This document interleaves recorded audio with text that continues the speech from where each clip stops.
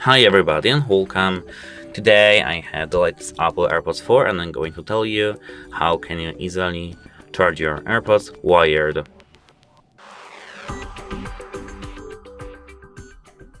So, at first you have to prepare a phone or a power adapter and you have to plug your USB Type A or Type C cable into it. For me it will be phone. This is the latest iPhone 16 Pro.